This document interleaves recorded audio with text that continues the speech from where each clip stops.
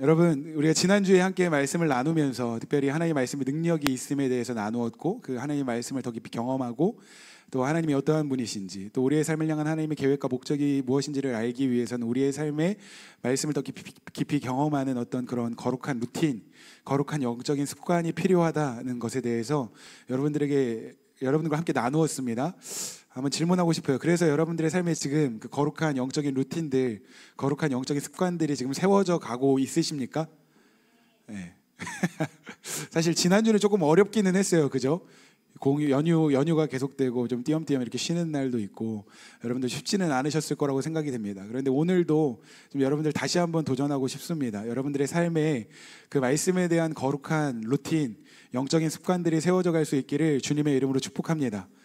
그리스도인으로서의 첫 번째 스텝, 여러분들의 신앙이 성장하느냐 성장하지 않느냐의 그 판가름은 어디에서냐면 바로 이 말씀의 영적 루틴으로부터 시작이 된다고 생각이 돼요. 이 말씀을 묵상하는 것, 우리가 말씀을 가까이 하는 것은 우리의 신앙생활의 첫걸음일 뿐만 아니라 전부라고 해도 과언이 아닙니다. 여러분, 다시 한번 오늘 말씀 안에서 결단하십시오. 결단하시고 여러분들의 삶에 이 하나님의 말씀을 가까이 하며 묵상 말씀 안에서 하나님의 뜻을 발견하게 되는 그러한 영적인 습관들이 생겨날 수 있기를 주님의 이름으로 축복합니다. 여러분, 우리 하나님은요, 말씀으로 온 우주 만물을 창조하신 창조주 하나님이십니다. 말씀하실 때 빛이 생겨났고, 하나님이 말씀하시니까 물이 하늘 위의 물과 하늘 아래의 물로 나뉘어졌고, 하나님이 말씀하셨을 때 물을 한 곳으로 모으셔서 그 물을 바다라고 부르셨고, 물이 빠져나간 자리를 땅이라고 부르셨습니다. 여러분, 이 말씀을 통해서 우리가 지난 2주 동안 나누었던 말씀을 한마디로 정리하면 이 모든 피조세계는 하나님의 말씀에 순종하도록 창조되었다는 것입니다. 하나님께서 말씀하실 때 모든 피조세계가 순종하여 만들어졌어요. 그리고 만들어진 모든 것들을 하나님께서 이름을 부여하시고 그 이름을 불러주셨습니다. 여러분, 이름을 부여하시고 이름을 불러주셨다는 것이 뭘 의미한다고 말씀드렸습니까? 로드십, 이것은 나의 소유다, 하나님의 주인 되심을 선언하신 것입니다. 여러분, 우리 하나님은요, 온 우주 만물의 주인이십니다. 할렐루야. 온 우주 만물의 주인이실 뿐만 아니라 저와 여러분들의 삶의 주인이라는 것을 인정하시고 믿으시기를 바랍니다. 모든 피조물은 주인 되신 하나님의 말씀에 순종하도록 창조되었습니다. 여러분, 이것이 우리가 기억해야 할 그 영적인 진리, 하나님께서는 그 하나님께서 창조하신 그 질서대로 살아갈 때 우리가 진정으로 기뻐하고 자유하고 거기에서 진짜 행복을 누릴 수 있는 존재로 창조하셨다는 거예요. 다시 한번 말씀드리지만 여러분, 우리는 말씀 안에서 하나님을 만날 수 있고, 하나님의 말씀을 통해서 하나님이 어떠한 분이신지를 알 수 있고, 하나님의 말씀 안에서 이 모든 피조세계와 특별히 저와 여러분들을 향한 하나님의 계획, 하나님의 뜻, 하나님의 거룩한 목적이 무엇인지를 발견할 수 있다는 겁니다. 여러분, 계속해서 우리가 창세기 1장의 말씀을 살펴보면서 우리가 발견하게 되는 진리가 바로 이거예요. 하나님의 말씀에는 능력이 있다는 겁니다. 여러분, 하나님의 말씀에 능력이 있습니다. 다시 한번요, 하나님의 말씀에 능력이 있습니다. 여러분, 이 하나님의 말씀의 능력은요, 자 보세요. 이 땅에서 아무렇게나 자라나고 있는 그 잡초를 창조하실 때나, 저 우주에 있는 천체들, 태양과 달과 별을 창조하실 때나 동일한 말씀의 능력이 적용된다는 거예요. 근데 우리는 흔히 이렇게 생각하죠. 태양을 만들 때에는 뭔가 더 큰 능력이 필요하고, 이 땅에 아무렇게나 자라는 잡초를 만들 때에는 그거보다는 조금 적은 능력이 필요해도 될 것 같다라는 생각을 한다는 거예요. 왜요? 태양을 만드는 건 굉장히 어려운 일처럼 느껴지고, 이 땅에 잡초를 만드는 일은 그래도 조금 쉬운 일처럼 여겨지기 때문입니다. 그러니까 어려운 일에는 더 큰 능력이 필요하고, 또 뭐 사소한 일에는 그거보다 덜한 능력이 있어도 충분하다고 하는 그러한 생각이 우리 안에 있다는 거예요. 그런데 여러분 보세요. 우리가 볼 때 어려운 일이나 우리가 볼 때 쉬운 일이나 상관없이 하나님께는 별 차이가 없다는 겁니다. 불을 창조하시는 거나 태양을 창조하시는 거나 하나님의 말씀의 능력은 동일하게 적용이 된다는 거예요. 다른 이야기로 좀 예를 들어보면, 여러분, 우리 하나님의 본체이신 하나님의 아들이신 예수님께서 이 땅에 사역하실 때 수많은 병자들을 고쳐주셨습니다. 중풍병자를 고쳐주시기도 하셨고, 또 38년 된 병자를 고쳐주시기도 하셨고, 보지 못하는 자를 고쳐주시기도 하셨고, 또 성경에는 기록되지 않았지만 분명히 저는 크고 작은 많은 질병들을 고쳐주셨을 거라고 확신합니다. 특별히 뭐 감기에 걸렸던 사람도 분명히 예수님께서 고쳐주셨을 거라고 생각이 돼요. 그리고 심지어는 죽은 사람도 살리셨습니다. 그런데 여러분 보세요. 예수님께서 감기를 고쳐주실 때나 죽은 사람을 살리실 때 뭔가 다른 방식으로 역사하셨습니까? 아니요. 예수님은요, 한 가지 방식으로 일하셨습니다. 언제나 말씀으로 고치셨다는 거예요. 할렐루야. 여러분, 감기를 고치실 때는 적은 능력을 사용하시고, 오병이어의 기적을 일으키실 때는 조금 더 큰 능력을 사용하시고, 죽은 자를 살리실 때는 뭔가 더 드라마틱하게 사람들이 볼 때 우와 정말 기적이다 라고 생각할 정도의 어떤 액션을 보이시면서 일하신 것이 아니라 그저 말씀으로 일하셨다는 겁니다. 여러분, 주님의 말씀에는요 능력이 있어요. 감기를 고치는 것이나 죽은 자를 살리는 것이나 상관없다는 거예요. 우리가 볼 때는 이게 더 크고 중요한 일처럼 보이고, 어떤 일은 작고 뭔가 능력이 필요한 일인 것처럼 생각이 되지만, 하나님 편에서는요 크게 차이가 없다는 거예요. 그런데 문제는 뭐냐면, 우리가 이 말씀의 능력을 모르니까 우리의 신앙생활이 계속해서 시시하고 지루하고 뭔가 능력을 경험하지 못하는 겁니다. 하나님이 어떠한 분이신지 잘 모르고 하나님의 말씀에 어떠한 능력이 있는지를 모르니까 우리가 가지고 있는 생각의 어떤 그런 한계 안에서만 주님께 기도하는 거죠. 여러분들의 기도의 제목들을 한번 잘 살펴보세요. 우리 어떻게 기도합니까? 하나님, 이번에 시험 잘 보게 해주세요. 하나님, 좋은 배우자 만나게 해주세요. 좋은 직장에 취직하게 해주세요. 사업이 잘 되게 해주세요. 그런데 보면 대부분 다 자기중심적인 거예요. 그리고 자기 한계 안에서 하나님께 구합니다. 그리고 더 큰 것은 엄두도 못 내는 거예요. 에이, 하나님께서 정말 나에게 이런 일까지 해주시겠어? 라는 생각으로, 자기의 생각, 자기의 기준, 자기의 경험으로 하나님을 제한하고 하나님의 말씀의 능력을 제한하는 거예요. 그러니까 더 큰 것은 엄두도 못 내고 그냥 내 수준에서 하나님께 늘 구하고 있다는 겁니다. 그런데 여러분, 우리 하나님은요 온 우주 만물을 창조하신 전능하신 하나님. 아멘. 여러분, 이게 믿어져야 돼요. 여러분, 창세기 1장을 우리가 묵상하면서 이 진리가 깨달아져야 이제 그 다음으로 넘어갈 수 있습니다. 이 온 우주 만물을 창조하신 전능하신 하나님이 저와 여러분들이 믿는 하나님이고, 그 하나님의 말씀에 능력이 있다는 거예요. 그러니까 여러분, 하나님께는요 우리가 우리의 어떤 재정적인 필요를 구할 때 하나님께서 우리에게 10만 원을 주시는 거나 1000만 원을 주시는 거나 크게 차이가 없다는 거예요. 여러분들에게 필요한 그 재정 10만 원을 채워주시는 것이나 여러분들에게 우주를 만들어서 주시는 것이나 하나님께는요 동일한 일이라는 것입니다. 그러니까 여러분, 여러분들의 생각이나 여러분들의 기준이나 여러분들의 경험으로 하나님을 제한하지 않으시기를 바랍니다. 하나님의 말씀을 제한하지 않으시기를 바랍니다. 무슨 말이냐면, 여러분, 말씀의 능력의 차이가 있는 것이 아니라 결국에는 우리의 믿음의 수준의 차이가 있다는 거예요. 말씀의 능력이 없는 것이 아닙니다. 말씀의 능력이 부족한 게 아니라 결국에는 뭐가 문제예요? 우리의 믿음의 사이즈가 부족한 게 문제라는 거예요.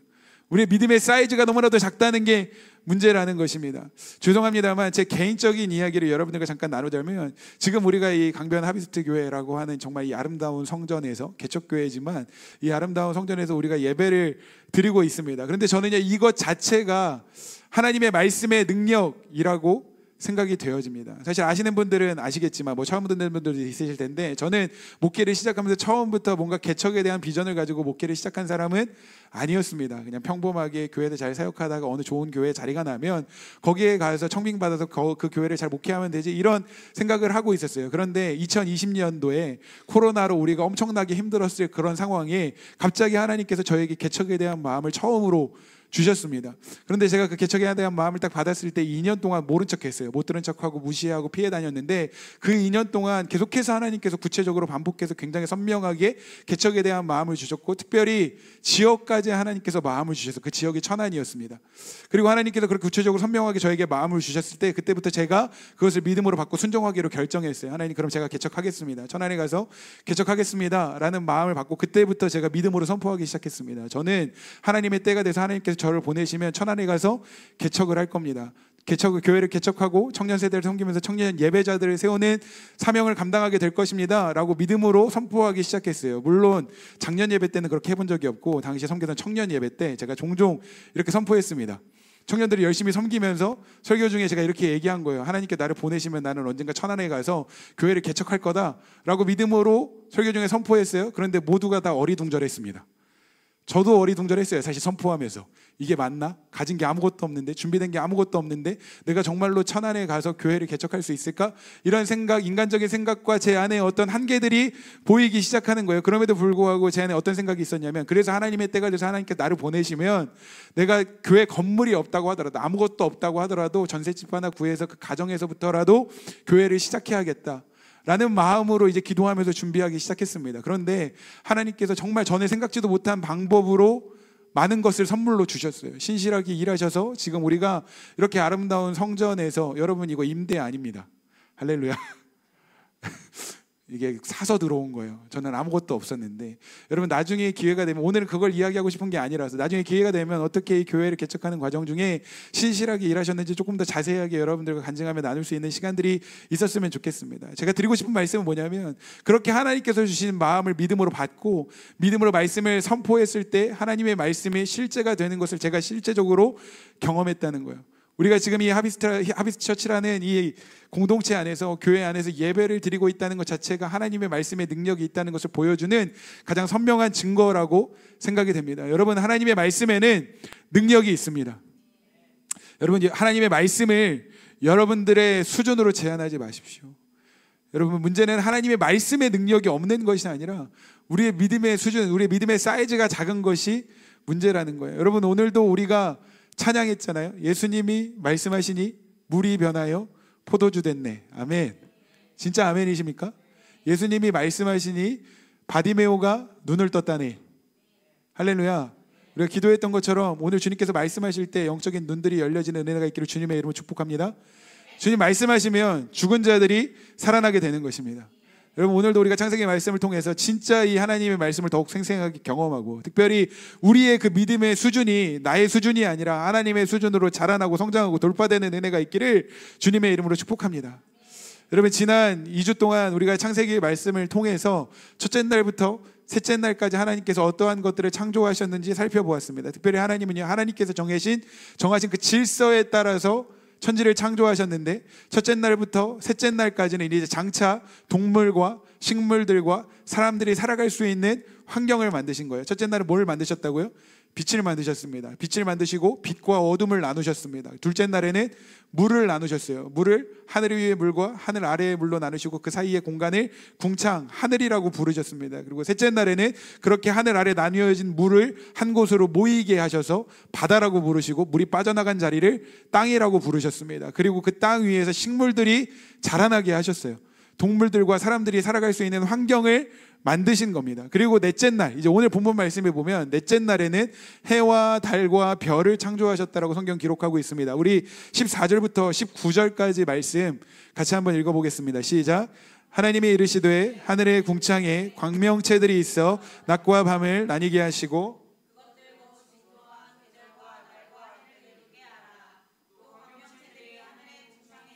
땅을 비추라 하시니 그대로 되리라. 하나님이 두 큰 광명체를 만드사 큰 광명체로 낮을 주관하게 하시고 작은 광명체로 밤을 주관하게 하시며 또 별들을 만드시고 하나님이 그것들을 하늘의 궁창에 두어 땅을 비추게 하시며 낮과 밤을 주관하게 하시려고, 어디로 넘어갔는데 제가 읽겠습니다. 낮과 밤을 주관하게 하시려고 빛과 어둠을 나누게 하시니 하나님이 보시기에 좋았더라. 저녁이 되고 아침이 되니 이는 넷째 날이니라. 넷째 날에 뭘 만드셨다고요? 큰 광명체와 작은 광명체를 만드셨다고 말씀하십니다. 큰 광명체는 태양이고 작은 광명체는 달입니다. 여러분, 태양과 달은 하나님께서 정하신 목적에 따라 만들어진 피조물입니다. 할렐루야. 태양은 숭배의 대상, 신뢰의 대상이 아니에요. 달은 숭배의 대상, 신뢰의 대상이 아니라는 거예요. 그런데 여러분, 인류의 역사를 보면 언제나 태양과 달과 별들은 숭배의 대상으로 여겨졌습니다. 신뢰의 대상으로 여겨졌다는 거예요. 그런데 태양과 달과 별은 하나님께서 창조하신 피조물에 불과합니다. 낮과 밤을 주관하게 하시려고 하나님께서 만드신 하나님의 목적에 따라 만들어진 피조물에 불과하다는 거예요. 다시 말하면 여러분, 우리가 신뢰하고 우리가 예배해야 할 유일한 대상은 온 우주 만물을 창조하신 하나님 한 분뿐이시라는 것입니다. 아멘. 다시 한번요. 우리가 신뢰하고 우리가 예배하며 우리가 경배해야 하는 유일한 대상, 우리가 섬겨야 하는 유일한 대상은 이 온 우주 만물을 창조하신 하나님 한 분뿐이시라는 것을 깨달으시기를 주님의 이름으로 축복합니다. 그 어떠한 것도 하나님의 자리를 대신할 수 없어요. 이 모든 것은 하나님께서 정하신 목적에 따라 만들어진 피조물일 뿐이지 하나님 모든 것의 주인은 하나님 한 분뿐이시라는 것입니다. 그리고 특별히 하나님께서는요, 이 광명체들, 태양과 달과 별들로 낮과 밤을 주관하게 하셔서 성경 말씀을 보니까 계절과 날과 해를 구분하게 하셨다라고 성경은 기록하고 있습니다. 해와 달과 별을 비롯한 모든 천체가 하나님께서 정하신 그 정확한 원리에 따라서 움직이게 되었습니다. 그리고 지구도 하나님께서 정하신 계획에 따라서 자전과 공전을 반복하면서 낮과 밤이 반복이 되고 봄, 여름, 가을, 겨울 계절이 반복되게 하셨다는 거예요.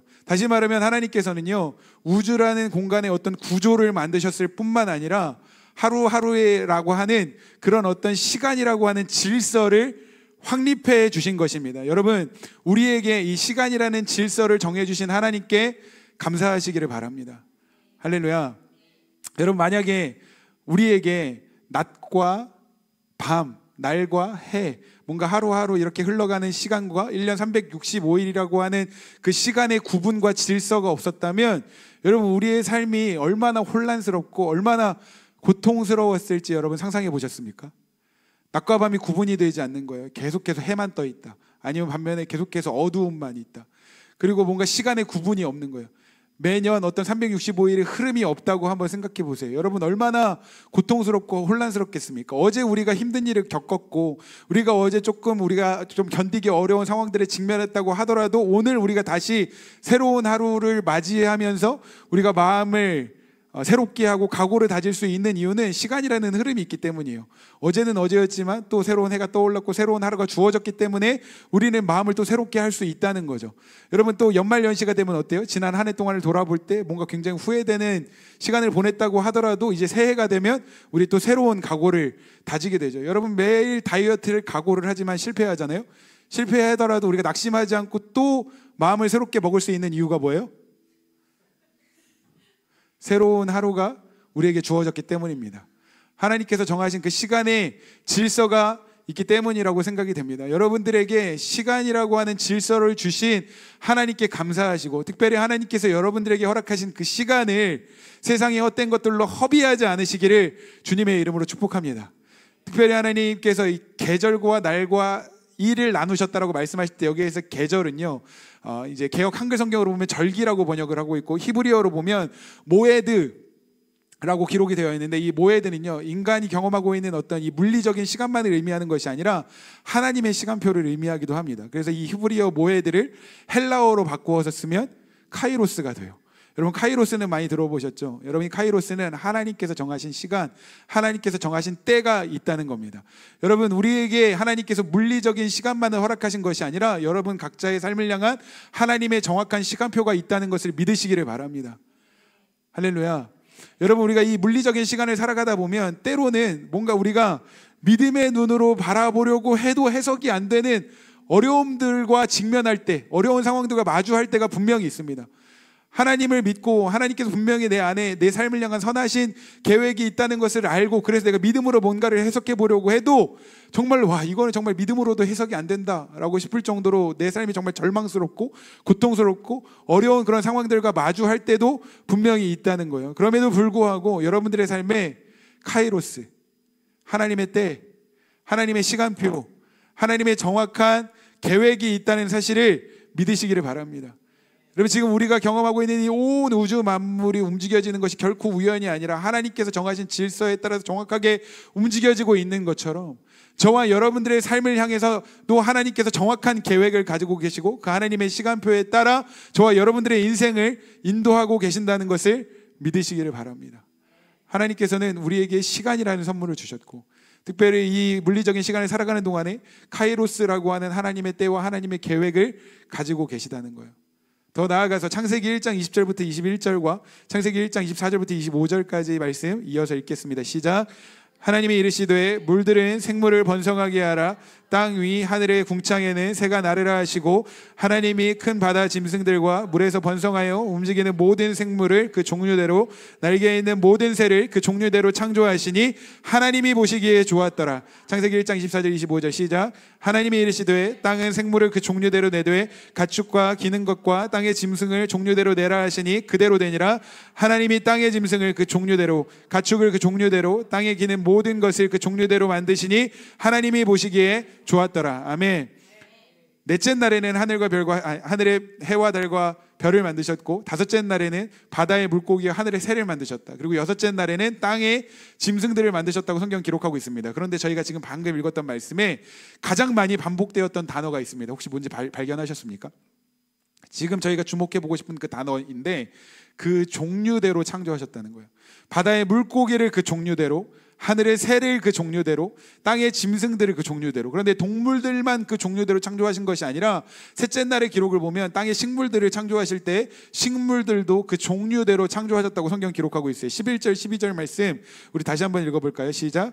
하나님이 이르시되 땅은 풀과 씨 맺는 채소와 각기 종류대로 씨 가진 열매 맺는 나무를 내라 하시니 그대로 되어 땅이 풀과 각기 종류대로 씨 맺는 채소와 각기 종류대로 씨 가진 열매 맺는 나무를 내니 하나님이 보시기에 좋았더라. 아멘. 모든 식물을 그 종류대로, 모든 동물을 그 종류대로 창조하시고 보시기에 좋았더라. 여러분, 이것이 중요합니다. 하나님은요 모든 동물과 식물들을 종류대로 창조하셨습니다. 여러분, 이 땅의 모든 동물들과 식물들의 이 각양 종류들의 동물들과 식물들이 존재하는 이유는 원시세포가 환경에 적응하고 살아남아서 진화의 어떤 결과로 만들어진 존재들이 아니라는 거예요. 여러분, 우리는 세상 속에서 진화론을 배웁니다. 세상에서 진화론을 가르치고 교회에서는 창조론을 가르치는데 여러분들의 노선을 정확하게 정하시기를 바랍니다. 여러분, 진화론입니까? 창조론입니까? 그런데 여러분, 성경 분명히 말씀하고 있습니다.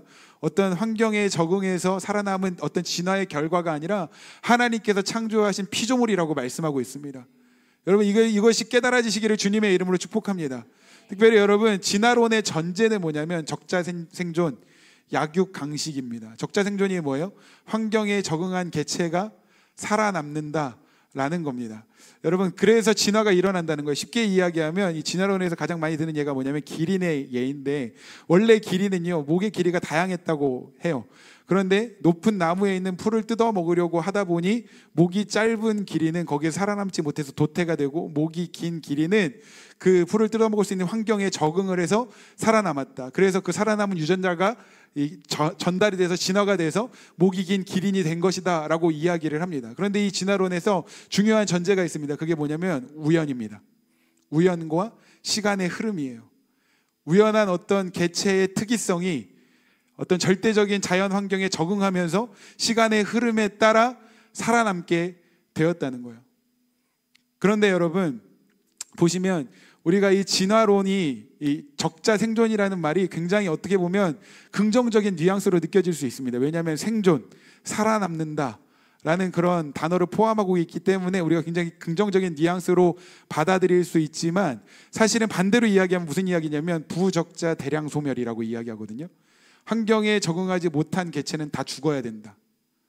환경에 적응하지 못한 개체가 다 죽고 적응한 개체가 살아남아서 진화가 이루어진다라고 하는, 사실은 굉장히 부정적인 이 의미가 그 안에 담겨 있다는 거예요. 그러니까 사실 우리가 종종 이런 이야기를 하죠. 인간이 진화가 된다면 어떻게 될까?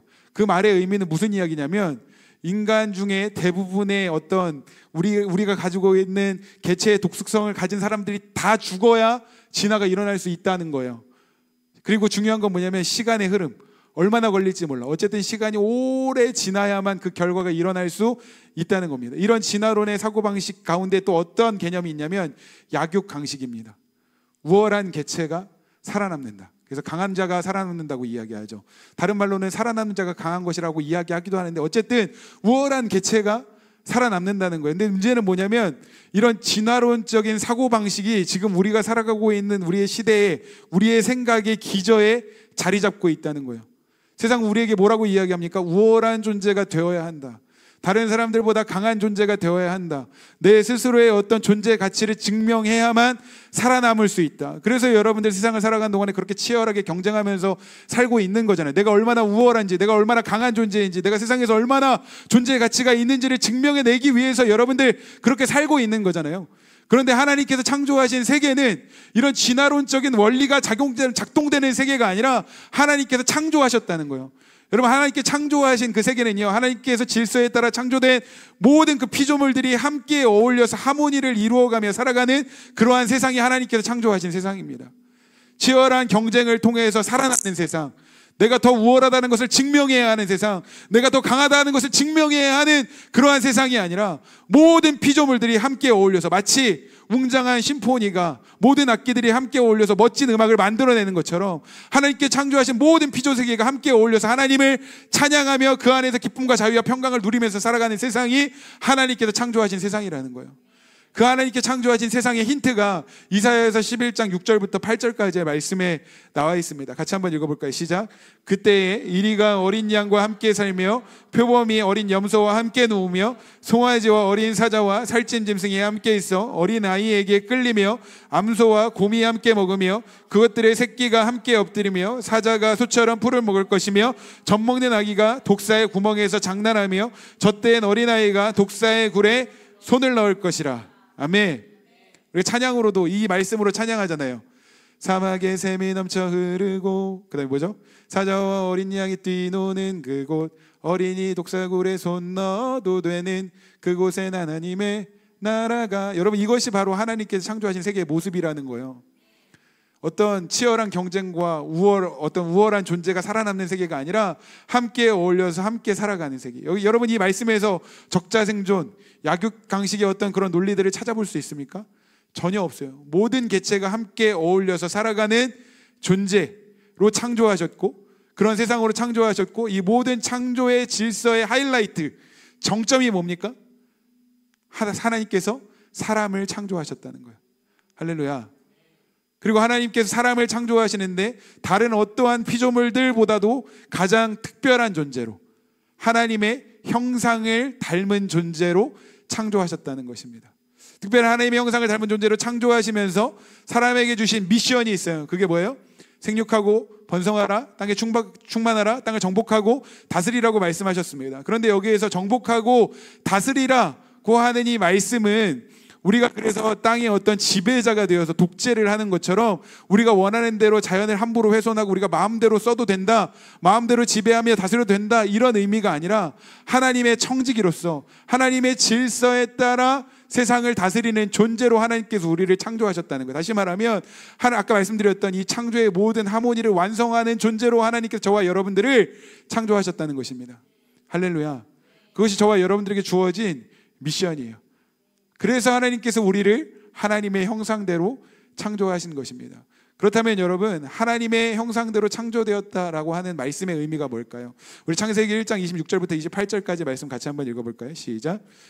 하나님이 이르시되 우리의 형상을 따라 우리의 모양대로 우리가 사람을 만들고 그들로 바다의 물고기와 하늘의 새와 가축과 온 땅과 땅에 기는 모든 것을 다스리게 하자 하시고, 하나님이 자기의 형상 곧 하나님의 형상대로 사람을 창조하시되 남자와 여자를 창조하시고 하나님이 그들에게 복을 주시며 하나님이 그들에게 이르시되 생육하고 번성하여 땅에 충만하라, 땅을 정복하라, 바다의 물고기와 하늘의 새와 땅에 움직이는 모든 생물을 다스리라 하시니라. 아멘.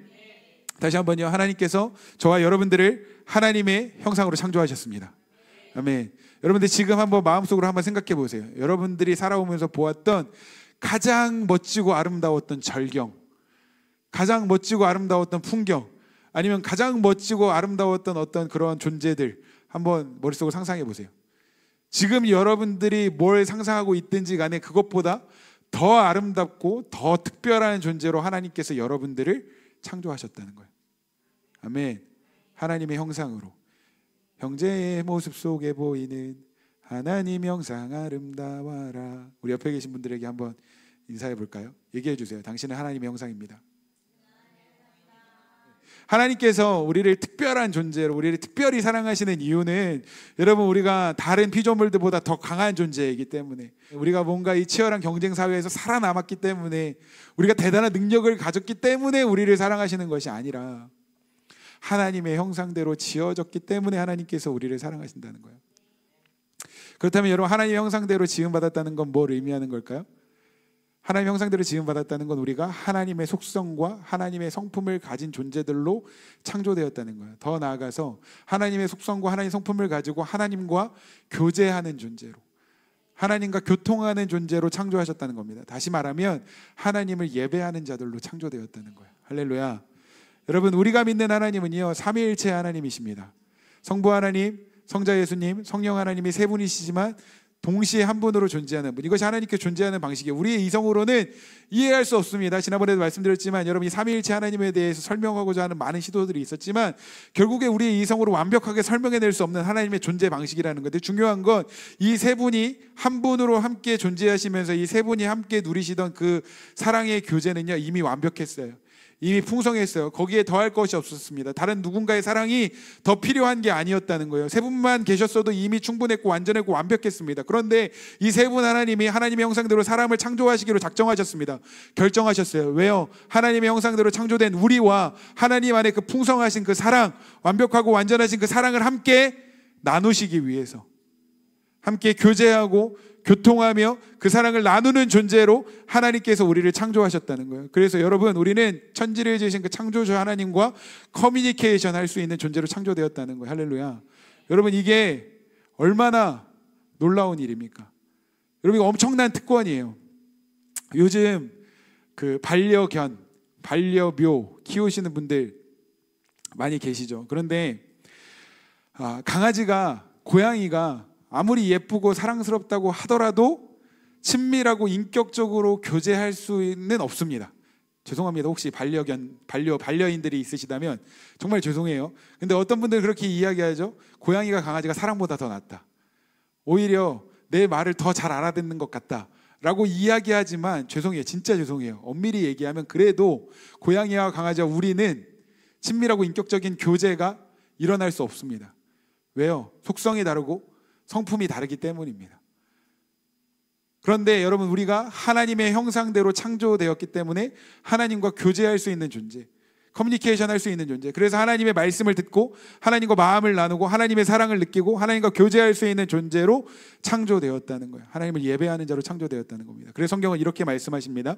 이사야서 43장 7절 말씀, 시작. 내 이름으로 불려지는 모든 자, 곧 내가 내 영광을 위하여 창조한 자를 오게 하라. 그를 내가 지었고 그를 내가 만들었느니라. 아멘. 우리가 하나님의 형상대로 창조되었다는 것, 하나님과 교제하는 자로 창조되었다는 것, 하나님을 예배하는 자로 창조되었다는 것은 다른 말로 표현하면 하나님의 영광을 위하여 지음을 받았다는 것입니다. 여러분, 이것이 우리의 존재 목적입니다. 여러분, 우리의 존재의 목적은 하나님의 영광을 위한 것입니다. 하나님의 영광을 드러내는 거예요. 그런데 많은 사람들이 최선을 다해서 자신의 인생을 살아가고 있지만 결국에 자신의 인생에 대해서 만족스러워하지 못하고 허무함과 공허함을 느끼고 또 무가치하게 여기는 일들이 지금 우리의 시대 가운데 비일비재하게 일어나고 있다는 거예요. 여러분, 이런 일들이 왜 일어나고 있는 걸까요? 자신의 인생의 진짜 존재의 목적을 알지 못하기 때문입니다. 대부분의 많은 사람들은요, 공부를 해서 학위를 따고 뭔가 사업으로 돈을 많이 벌고 성공적인 직장에 취직을 하고 또 자녀를 낳아서 그 자녀들이 뭔가 성공적인 인생을 사는 것을 통해서 자신의 삶의 어떤 존재의 가치와 인생의 목적을 거기에서 찾으려고 합니다. 그런데 막상 그것들 다 이루고 나면, 와, 그래서 내가 내 인생의 나의 목적을 다 이루었어 라고 하면서 진짜로 만족해하는 것이 아니라 오히려 거기에서부터 공허함이 찾아오고 허무한 마음들이 느껴지게 된다는 거죠. 왜요? 자신의 인생의 진짜 목적이 무엇인지를 알지 못하고 결국에는 자신의 목적과 자신의 영광을 위해서 살았기 때문입니다. 성경을 보면 솔로몬이 이런 이야기를 해요. 솔로몬이 어떤 사람입니까? 솔로몬은요, 정말 인간으로서 누릴 수 있는 모든 부와 명예와 또 영광을 누렸던 사람이 솔로몬이었습니다. 많은 왕비와 후궁들을 두었고 또 많은 재산을 가지고 있었고 다른 사람들로부터 칭송을 받았고 다른 누구와도 비교할 수 없을 만큼 뛰어난 지혜를 가진 사람이었습니다. 그런데 그런 솔로몬이 자신의 인생을 돌아보면서 내렸던 결론이 뭐예요? 전도서 1장 2절부터 3절까지 시작. 전도자가 이르되 헛되고 헛되며 헛되고 헛되니 모든 것이 헛되도다.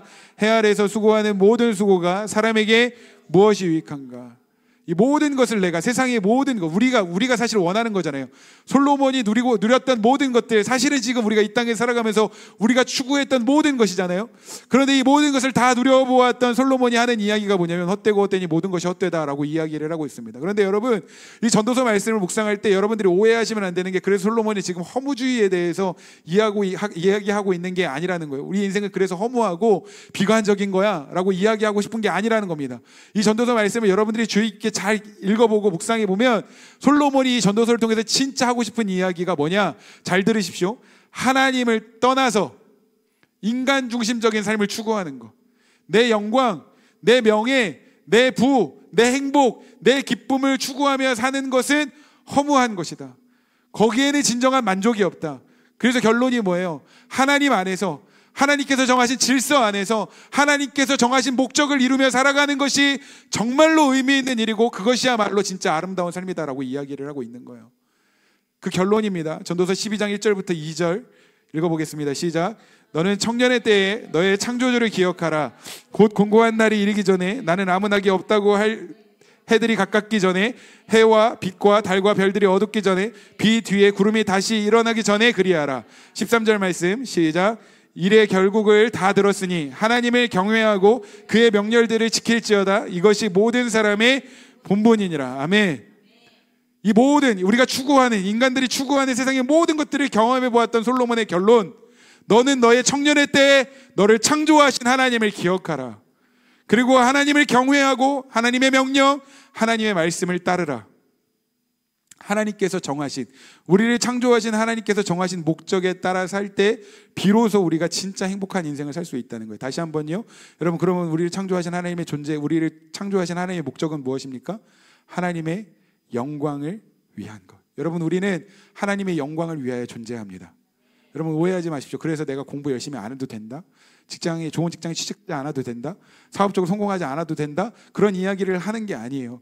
여러분, 저는요, 여러분들이 공부도 열심히 했으면 좋겠고, 직장에서도 좋은 성과를 내셨으면 좋겠고, 또 사업적으로도 성공하셨으면 좋겠습니다.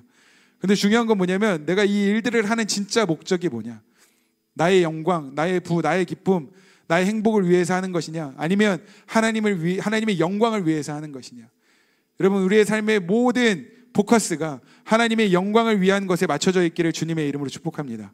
마지막으로, 여러분, 우리는 하나님의 형상대로 창조되었는데 하나님의 영광을 위해서 존재할 뿐만 아니라 하나님을 찬양하는 자들로 창조되었습니다. 이사야서 43장 21절 말씀 같이 한번 읽어볼게요. 시작.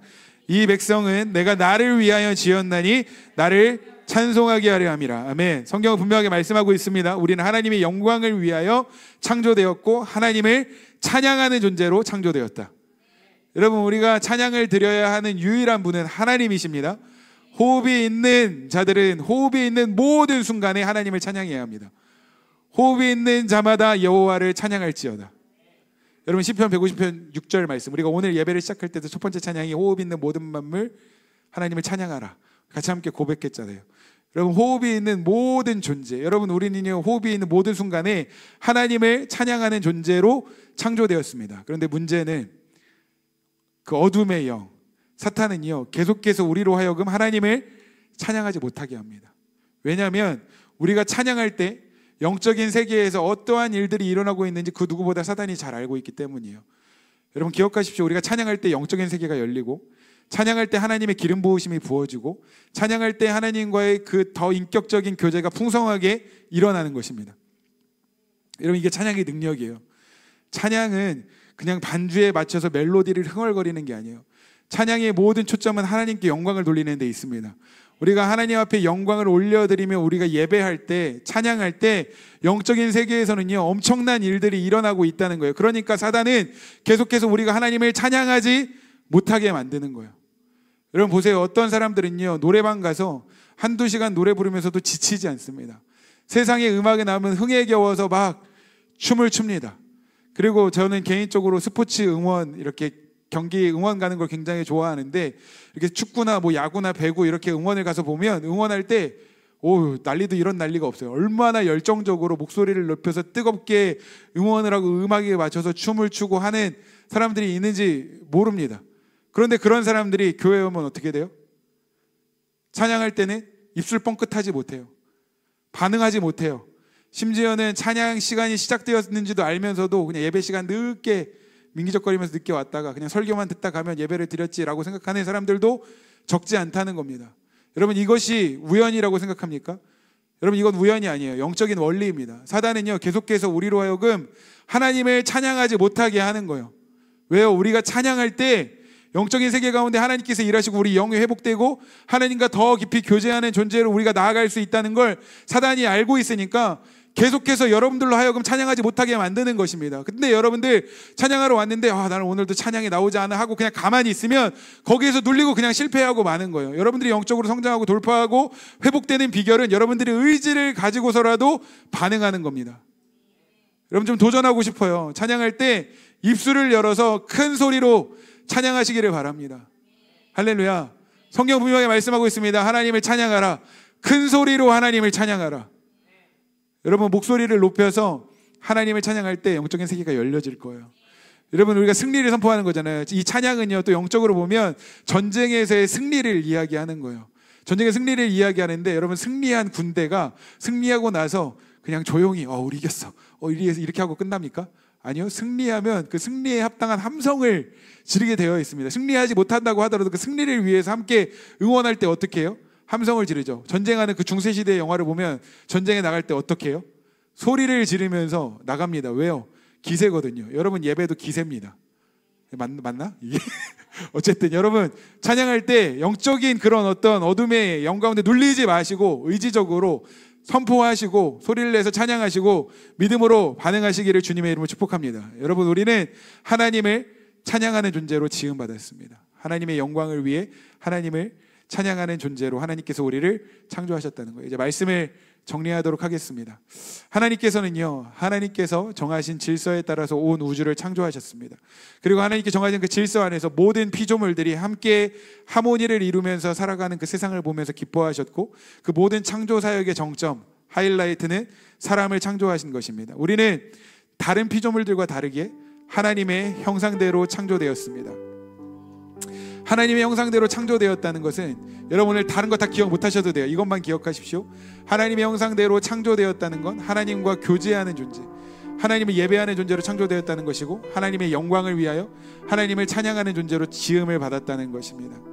여러분, 우리는요 결코 어떤 복잡한 우연들이 딱 맞아떨어져서 살아남은 어떤 진화의 결과물들이 아닙니다.